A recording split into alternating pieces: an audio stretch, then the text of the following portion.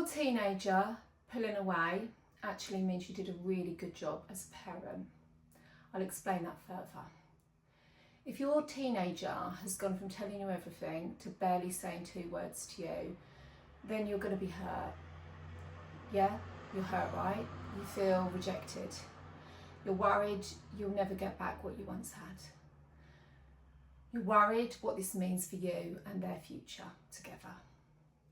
Them pulling away isn't a sign that something's wrong. In most cases, it's a sign something went very right. I'm a mum of 3 adult children, so I've sat on both sides of this, and I've been through exactly this, the horrible feelings, the worries, the fears. Have I lost them forever? You know, what does this mean? Have I done a bad job as a parent? I've been through this and it doesn't feel nice, which is why I'm making a video about it. What I want to share with you is actually this is really, really normal, and this is them going through the autonomy stage. Now, to go through the autonomy stage, a teenager needs to push you away. The reason for this is that you can't get a sense of themselves all the time they're attached to you. So they need to break that attachment. Okay, and this is what's going on, and that hurts. Okay, so they are actively pushing you away, rejecting you, so that they can get a sense of themselves and create their own identity and their own independence, so that they can turn into healthy adults. So this is a really important stage, and it doesn't always look nice. It isn't nice to go through for you and them and your connection. It will look like slamming doors. It will look like hurtful words. It will look like them wanting to spend time with friends and not you. You will feel very rejected. I can't say this clear enough that this is normal, and I do understand that sometimes it gets bigger, and then doors bang harder, then words get more hurtful.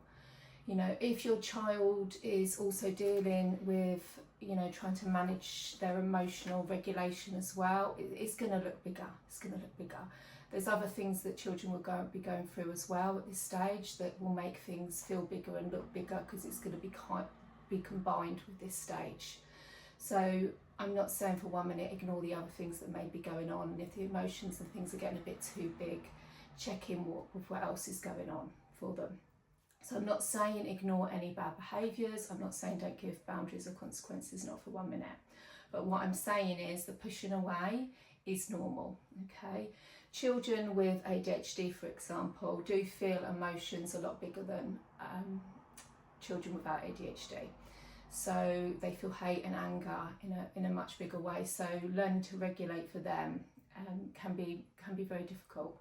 So when they manoeuvre this stage, it can look quite big as well. So take that into account. It doesn't mean that there's anything wrong. It just means they've got a harder job, yeah, to manoeuvre this stage. But they still need to manoeuvre this stage. So when they push away, you're not to feel rejected. Now, I personally, as a counsellor, would be more worried about a child that didn't want to leave mum than a child that was pushing mum away.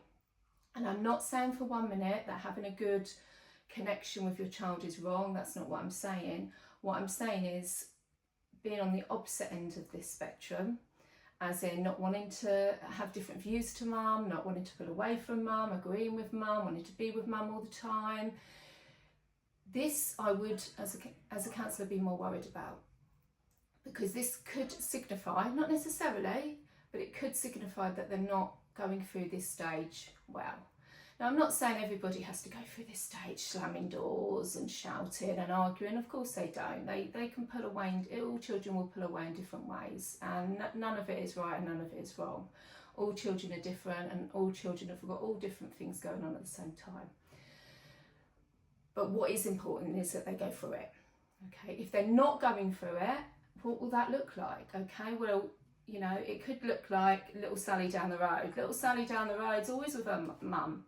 You know, they've got this amazing bond. That can look wonderful. That can look great. You can be really jealous of little Sally and her mum's relationship. And it might be that Sally and her mum have just got a wonderful relationship and Sally is navigating this stage still, but you're just not noticing it. Okay, or it could be that little Sally is struggling with this stage, and she's fearful of leaving mum, she's fearful of venturing into the world. Okay, so she could be stuck, not necessarily, but she could be.